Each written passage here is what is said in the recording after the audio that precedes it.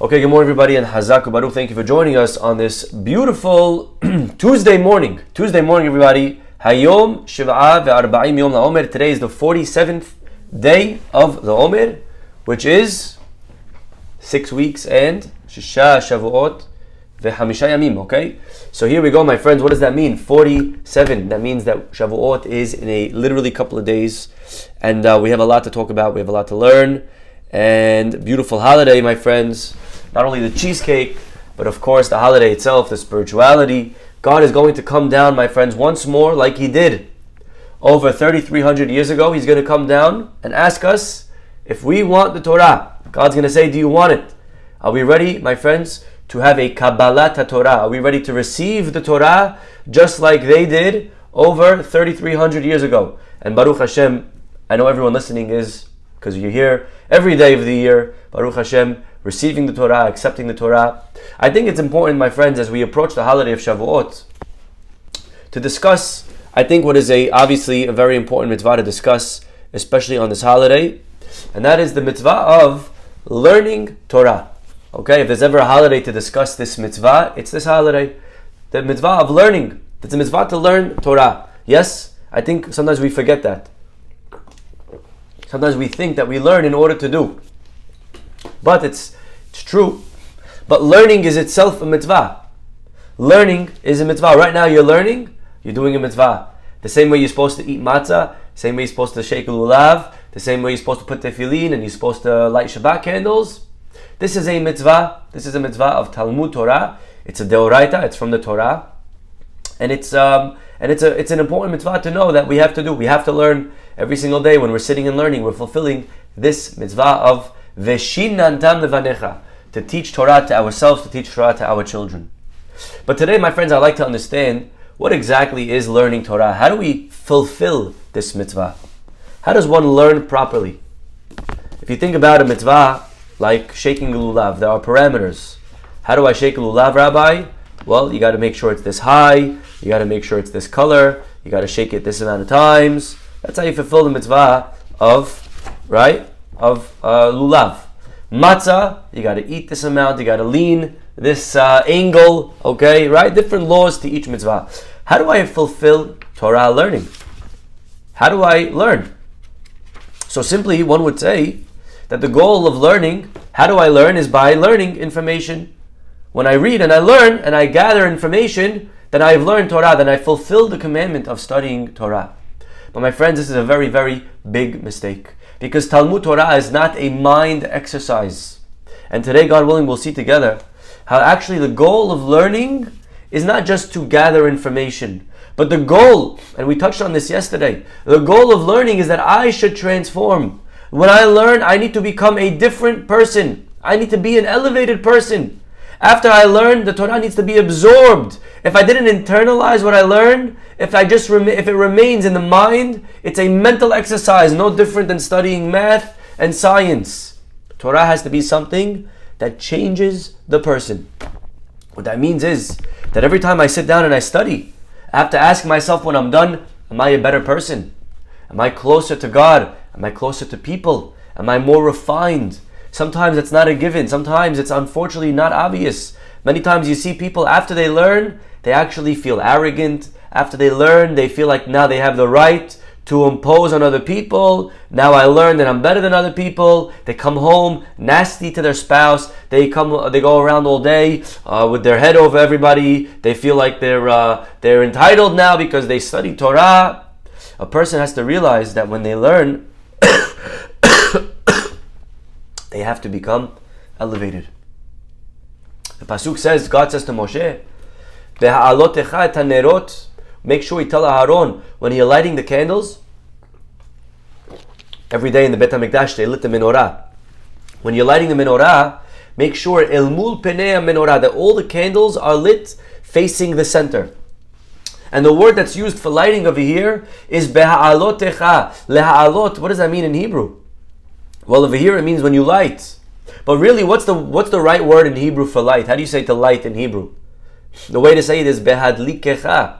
When you light, lehadlik. Right? That's what you say on lehadlik ner shel Shabbat. Over here, it doesn't say that. It doesn't say behadlikecha. It says beha'alotecha, when you raise. And over here Rashi comes in and says, because when you're lighting the candle, make sure that the flame rises. Make sure that you don't just let go and wait for it to catch by itself. Hold your hand and let it rise. That's number one. And number two, beha'alotecha. Look what Rashi says. Rashi says, ma'ala hayta lifnei menorah. There was a step in front of the menorah. She'aleha hakohen omed umetiv. And on it, the kohen would stand and kindle. The kohen would go up on a little step. There was a little step stool in front of the menorah. Again, I don't know if that's saying that kohanim in general are short. I don't know what that's saying. I know a lot of tall kohanim. Matter of fact, the name towel, last name towel, are kohanim. And in Arabic, tawil, what does tawil mean? Anyone know? Tawil from the word tall, towel. It's the same word maybe. Tall, tawil, tall. Okay, maybe that's where the word in English comes from the Arabic. Who knows? But either way, the kohanim of towel are tall, tawil. Okay? But either way, even if your last name is Tawil, you got to get on the step when you light the menorah in the Beit HaMikdash. Okay. But this is, of course, needs understanding. Why are the rabbis over here explaining beha'alotecha on the person? It's talking about the candle. The candle should go up. But no, the kohen should go up. And over here, Rabbi Bernstein brings down from Rav Leib Gerwitz, he says over here, something very, very beautiful. And that is when we're lighting the menorah, my friends, and the menorah we know represents not just the menorah, but menorah, light, represents Torah. When a person's learning Torah, they have to make sure, beha'alotecha, they got to make sure that not only are they learning, but they're also growing, that they're also rising. Beha'alotecha. It must elevate us, it must give us higher set of values, and we have to absorb and implement those values into who we are. Rav Chaim Soloveitchik once saw a fellow in the yeshiva. Unfortunately, you see sometimes people in yeshiva that are not refined. The Torah is not being absorbed. They're studying it, but it remains intellectual. It remains something that's just very intriguing and very nice exercise. But that's not real Torah. Real Torah changes the person. Rav Chaim Soloveitchik once saw one of his talmidim who was brilliant, very bright, but not refined. The Torah never penetrated who he was. He called him over and he said to the student, you remind me of a Mishnah in Pirkei Avot.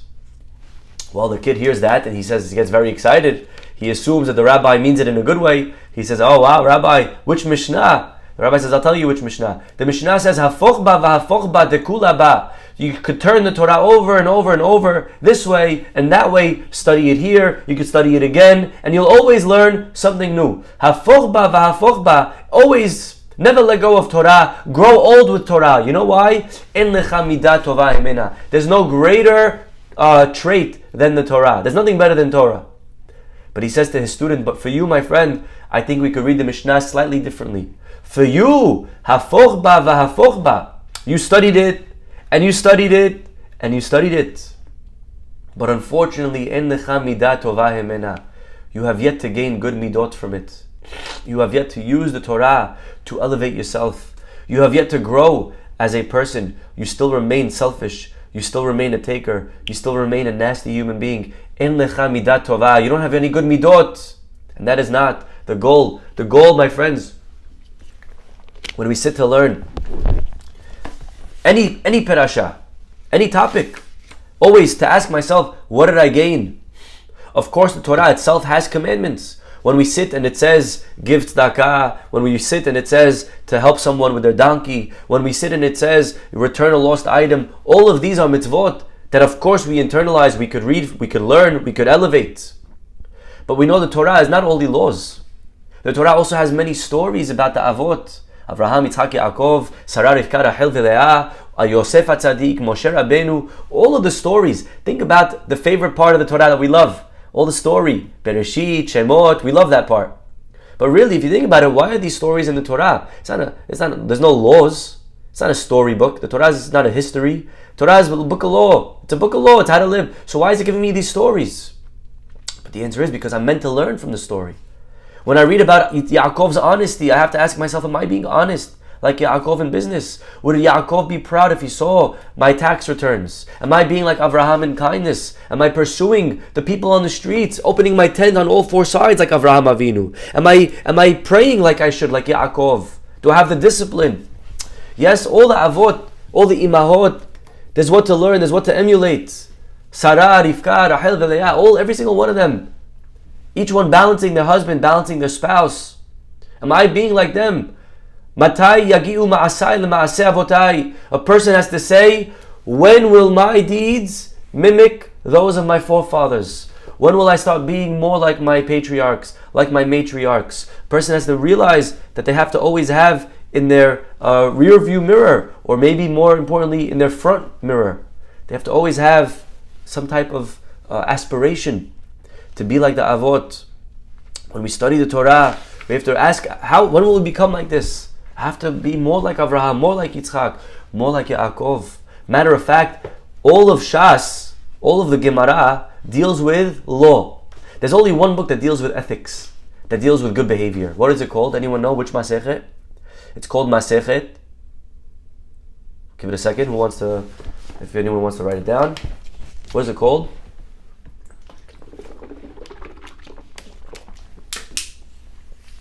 What is the tractate called that deals with ethics, with good behavior? Very good. Masechet Avot. Masechet Avot. Why is it called Avot? The answer is because this teaches us how to be like the Avot. This Masechet will help us to be more like Avraham, Yitzchak, and Yaakov, Sarah, Rivka, and Rahel, and Leah. So when we study Torah, we have to always wonder, what is this message the Torah is saying to me? Because if I'm just learning up here, I miss the point. You know, I'm telling you what the Gemara says. The Gemara says that if a person learns Torah, but he doesn't apply what he learns, Gemara says very scary language. You ready for the language? Noach lo shelo nivra. It's better if he wasn't born. Wild. It's better if a guy's not applying, better if you weren't born. Crazy.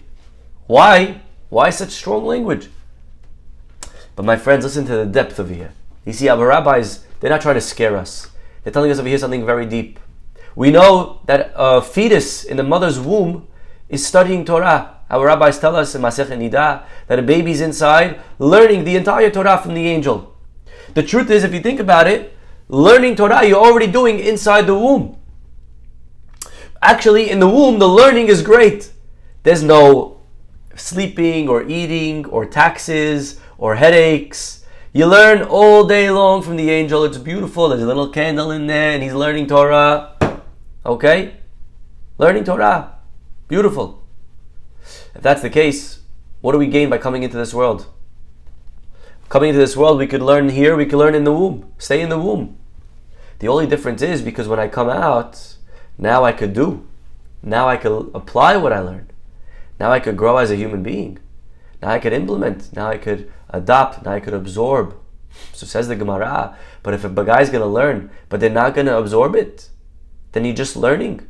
So you were doing that anyways. Noach lo shelo nivra. You're better off not being born because you were learning better inside the womb. Isn't that amazing? Look at the depth of our rabbis. They're not here to get us scared. They're not here to tell us, oh, you're better off not being born. That means something. That means that the whole point of learning today as human beings is to take what we know and apply it. And everything that we learn, anything that we learn, always ask, what's the takeaway? How does this make me a better person? I'll give you an example. The Gemara tells us, let me tell you a nice story, okay? Everybody sit back and enjoy the story. Gemara tells us in Masechet Sotah the following story. Now you know Sotah is a lady whose husband suspects her of cheating. He doesn't have proof, but he sees she's very comfortable with a certain fellow. So he tells his wife, listen honey, please don't hang out with this fellow anymore. She says no problem. A few days later he catches her again with the same fellow. Same guy, they're coming back. Where were you? What happened? No, we just went for a restaurant. I don't know where you went. You went maybe to a hotel room. Okay, so he already warned her not to be alone. She didn't listen. So the husband, this is a sotah. He suspects this lady. So he brings her to the temple. This guy can't respect his wife. He now has in his mind that she cheated on him. So God says, bring her to the temple and give her a chance to prove her innocence. What do? We take water. We put it in a little bowl. We throw a few things into this water. Some dirt, a little ingredients. We take God's name as an example. One of the ingredients, you take God's name, you write it on the piece of paper, on a parchment, and you soak it in the water. You let it get dissolved in the water. Okay, different things. Then she drinks it. If she's innocent, so she proves herself innocent, so she's going to have for the rest of her life babies and healthy and easy delivery, easy pregnancy. What a blessing for women, right? If she's guilty, she starts to swell and not so good. Okay? This is Masechet Sotah, and it deals with all the laws revolving around Sotah. Now again, you study this Masechet, you say, okay, it has nothing to do with me. Baruch Hashem, we don't have Sotah today. My wife is very loyal. I'm very loyal. No cheating in this home. So let me tell you how a great rabbi what great rabbis, when they see this paragraph, what they take away. The Gemara tells us about Rebbi Meir. Listen to Rebbi Meir. Rebbi Meir, big rabbi. He used to give a class Friday night, and they would have a lot of people in attendance. There was one lady that loved his classes. She came all the time. And she's sitting in the class, and they finished the class Friday night. The class went a little bit over time, okay? And finally she looks at her watch. She starts running home. When she gets home, her husband's sitting there waiting for her. He got home from prayers. He's waiting to do Kiddush Friday night. She comes home. He starts getting all upset. Where were you? I'm waiting Friday night. I'm starving. Where'd you go? She says, I'm so sorry, honey. I was in the class. He says, class? Whose class? Rebbi Meir. Rebbi Meir? You want to be in his class? Get out of the house. You're not coming back in the house till you spit in Rebbi Meir's face. Whoa. But he was so upset. This is what he said. So that's it. Kicked her out. Well, word got back to Rebbi Meir that this is what her husband said. Rebbi Meir was a very smart rabbi. One day he was walking and he sees her in the street. He bumps into her and he says, listen, I have this disease in my eye. I just came back from the doctor. The doctor said that someone needs to spit in it. Could you please spit in my eye? The wife couldn't believe her luck. She says, really? Yeah, of course, I'll spit in your eye. She spits in his eye, and Rebbi Meir smiles and says, now go back to your husband. Okay, very clever way of getting her to spit in his eye. But you know what's beautiful about this story? The story is beautiful about the next line. The students come and say, Rebbi Meir, how do you let us spit in your eye like that? What happened to honor? What happened to kavod Torah? What happened to respecting rabbi? If her husband wants to be stubborn and kick her out, that's his issue. Let him go to marriage therapy. Let him figure it out. Well, because he said that you have to spit in the eye, now you gotta bow to that. You gotta adhere to all his stupid requests. What are you giving into that? Let the husband figure out shalom ba'it. What are you letting her spit in your eye, Rabbi? It's belittling your honor, belittling the Torah's honor. And Rebbi Meir, my friends, he looked at his students and he said, but is my honor greater than God's honor? If God allowed his own name to be written on a piece of paper and erased for the sake of shalom between a husband and a wife who the husband suspects her, if God says erase my name, so Rebbi Meir's name shouldn't be erased. I should worry about my name if God allows his name to be stepped on. How beautiful, my friends. This is what Rebbi Meir learned when he studied Sotah. He saw a takeaway of how important it is shalom. He saw for shalom, you'd be willing to even let your honor be disgraced. Let your honor be stepped on. How many people, for the sake of shalom, are fighting with their siblings, are fighting with their people, are fighting with their spouse, fighting with their friends, people in the synagogue, because of honor. If they want to make shalom, they should come to me. I already tried a couple of times. It's enough being stepped on. Hajeh, I'm not a doormat. But God didn't say that. God said, I'm a doormat. For shalom, God says, step on me. It's okay. I don't mind. I'll do whatever I have to for shalom. This is what Rebbi Meir saw when he studied Sotah. He asked, what is the takeaway? How does this make me into a better husband, a better wife, a better father, mother, son, daughter, brother, sister? How does this make me into a better worker, a better Jew, a better human being, a better citizen of whatever country I live in? How can I take this and grow from it? A story we said in the past, students that were learning in yeshiva, Baba Metzia, famous Masechet, and the second chapter deals with all the laws of lost and found. And they finally had, at the end of the year, they had the test, the final test. And the students are preparing for weeks and weeks, learning every Rashi Tosafot by heart. What do you do if an item is lost? How do you return it? This way, that way. Finally, at the end, they come for the day of the test, 1 hour test, and the rabbi, right before the test, he secretly places his own sweater on the floor outside the classroom. Well, the bell rings, all the kids start running into the class, and they all run by, sit down by their desks, and the rabbi gives out the paper, and they're ready to take a 1 hour long test. And to their surprise, they look down and they see one question, one and only one question on a white piece of paper. And they read the following: why didn't you pick up the sweater? Why didn't you pick up the sweater? You studied for 6 months the laws of lost and found. If someone loses an item, why didn't you pick up the sweater? Where's all the Torah you're learning? Where does it go? It remained up here. That's not real Torah. Real Torah is a person realizes, how does this change me? How does this make me into a better person? If I really internalize what I'm learning, how do you not pick up the sweater? The kid who came, he said, Rebbe, I finished Shas. I went through Shas. The rabbi smiled and says, very nice, but did Shas go through you? Did Shas go through you? Beautiful. You see, my friends, I think that if we really look and we really take a moment before we learn and we internalize what we're doing here, that's why it's so important to say a bracha before we learn. What does a bracha do? Before you do a mitzvah, you say a bracha. Yeah? Why do you say a bracha? Why do you say a bracha? Before you light Shabbat candles, you say a bracha. Why do you do that? What does a bracha do? A bracha puts what I'm about to do in context. A bracha puts me in the right frame of mind for the mitzvah. You see, if every day I put on tefillin could become very mechanical.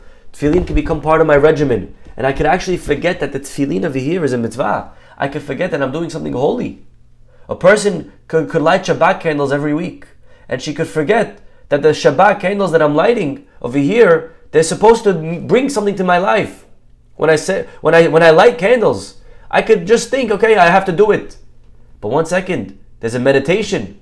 Think about, what are you doing? Why are you lighting candles? My wife gave a class the other day in the synagogue to women on Shabbat candles. It was 30 women. And after the class, every single one, I can't tell you, every time I'm somewhere for the last 2 weeks, I see one of the ladies that was at the class, they're like, Rabbi, you don't understand. My Shabbat candle lighting has been so different for the last 2 weeks because of your wife. She forever will change how I light candles, what she taught us about why we light and how we light, and she put it into perspective. And now, my whole life I'm lighting, I don't know why. You see, Rabotai, there's so much meditation, there's so much reason behind mitzvot. But if we don't stop and think, a person could just light, a person could just eat matzah, a person could just do anything, not realize that there's godliness here, not realize that this is something that Hashem is commanding me. This is something that I'm connecting to God through. So the meditation is the bracha. The bracha allows me to stop and think. This is vetzivanu. This is God commanding me. I'm not just doing something. God commanded me to do this something. And a person stops and allows the bracha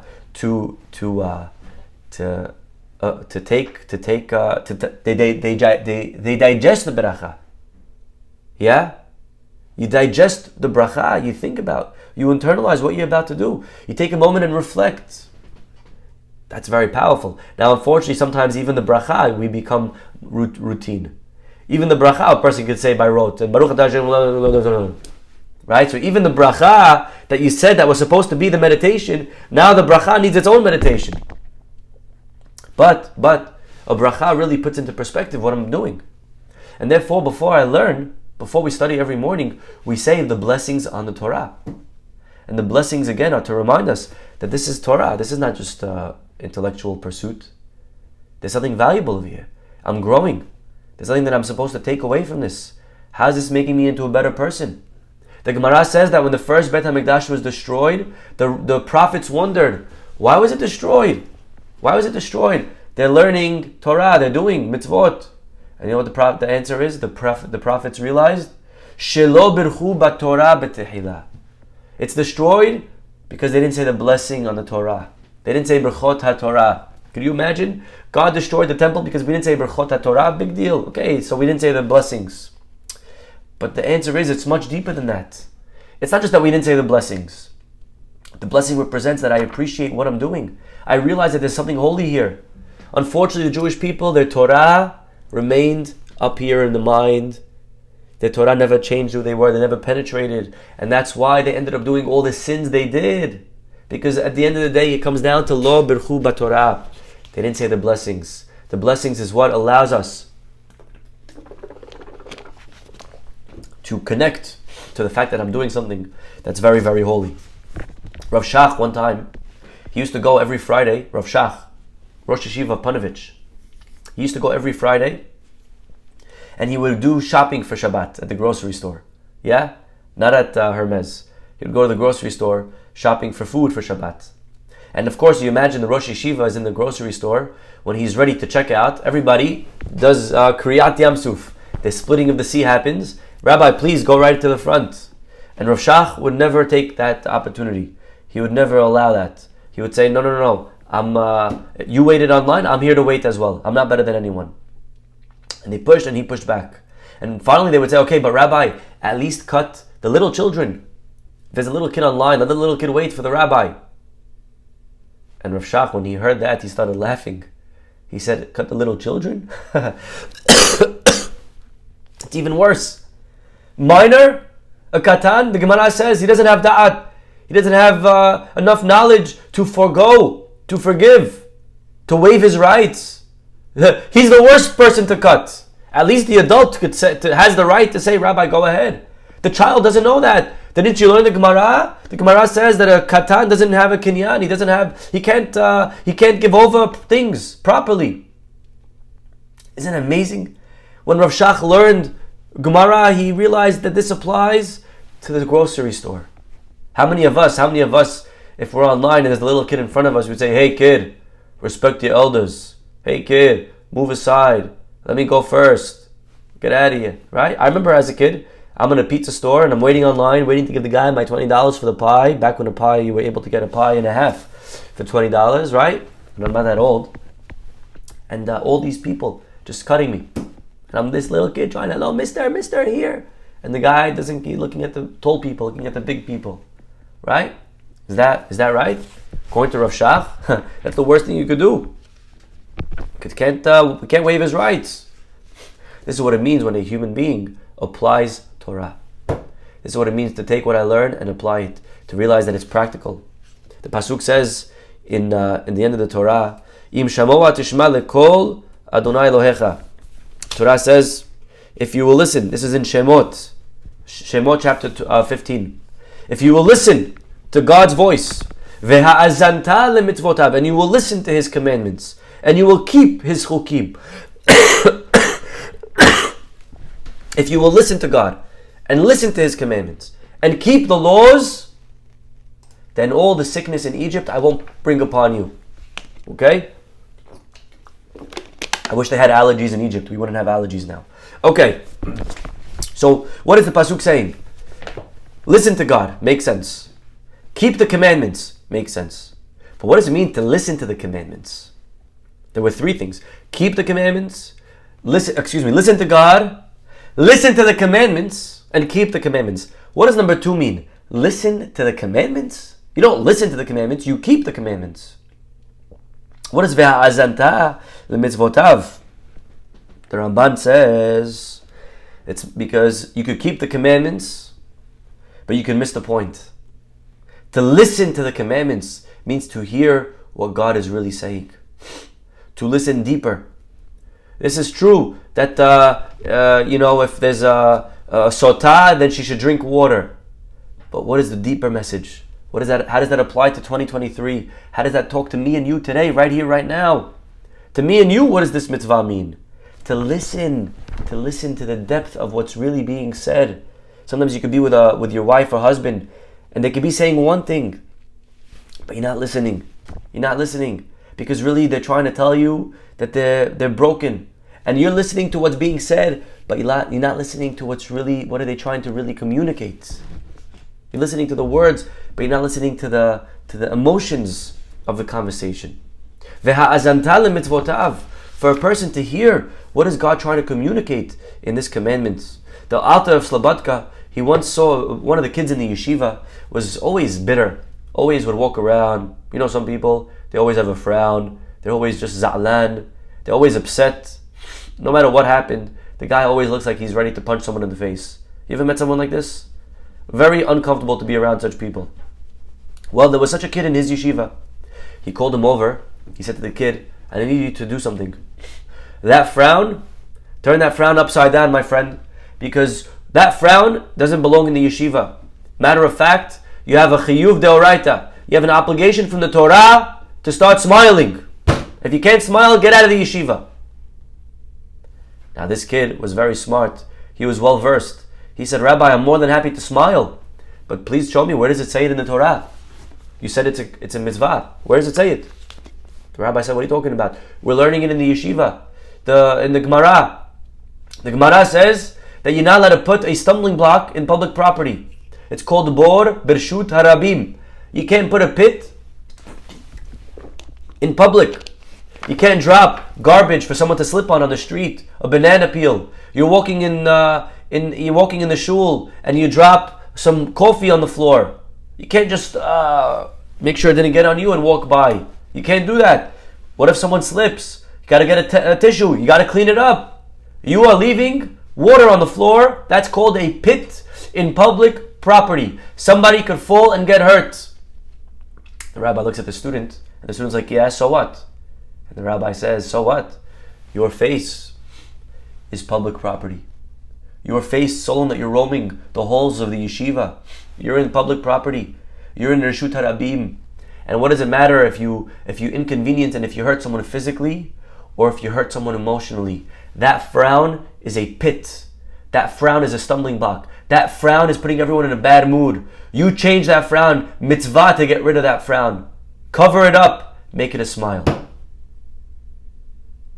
That's very powerful. That's what it means, my friends, that when we're studying Torah, to really ask, did I grow? Did I change? You know, there's a custom when finishing a masechet, when you finish learning a certain tractate, to do what's called a seudat siyum, to make a party. And I saw one time a very beautiful idea. What is the reason we make a siyum? You make a siyum to simply to celebrate the accomplishment. Now that I learned, I want to celebrate. Just like you celebrate a wedding, you celebrate when a person graduates. So I want to celebrate finishing a masechet. It's a beautiful reason to celebrate. But Rav Shimon Shalom of Amshinov, he says there's a deeper reason of why we have a seudah when we finish a masechet.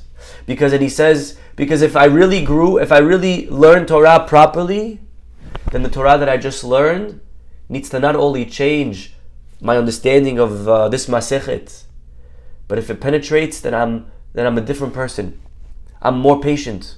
Then even how I eat needs to be different. So look what he says. He says we have a seudah, we have a meal to test ourselves.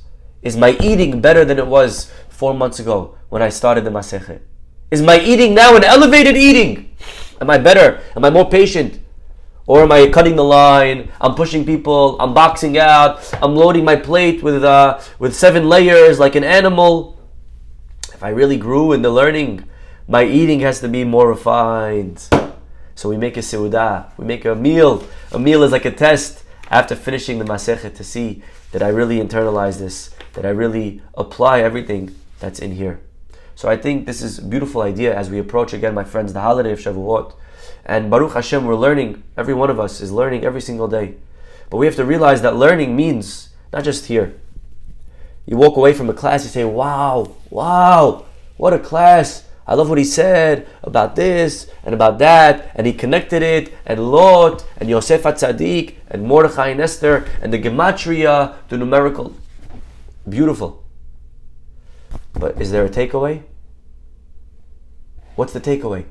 Are we different? Have we grown? If yes, beautiful. We learn Torah.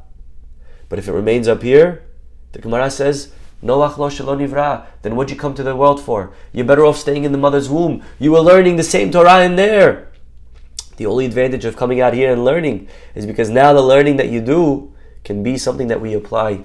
B'ezrat Hashem, we should be zochet to apply, to internalize, to absorb all of the commandments into who we are. This way the Torah will elevate not only the Torah, but beha'alotecha, we as well will grow. We'll take a step higher and higher and higher as we study God's beautiful words of Torah. We'll stop over here, everybody. Have a wonderful day, and hopefully we'll see everybody tomorrow. Bye-bye.